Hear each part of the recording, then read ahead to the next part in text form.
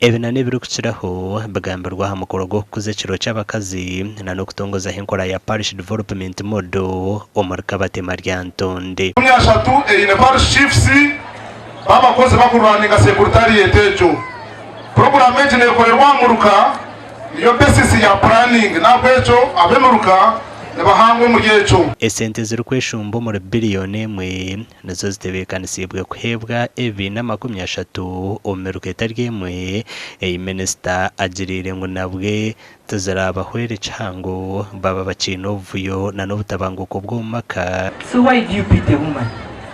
Even if government we put in a lot of billions of money, parish development model is here, web is here, wealth is here, emyuga is here.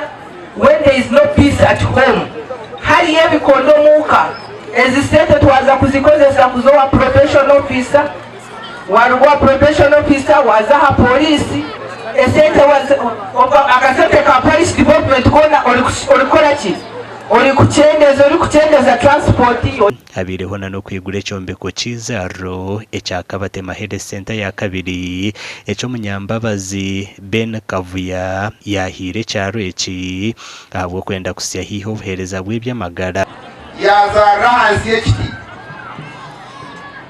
yazara na abantu abe bahingura batanga kushanguruka. They started gathering where the woman had given birth. There was no motorcycle. That time there was no mobile phone.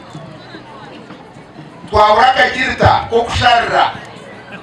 We couldn't get the razor blade to cut the umbilical cord. I was stopping everybody that was passing. Ogu abahire na nebitanda byo kuzaraho na nebindi bikwato bitari bimwe ebimazireho sente ziri kurenga muri miliyoni 200 amakuru agagasha kwa Sandeke William.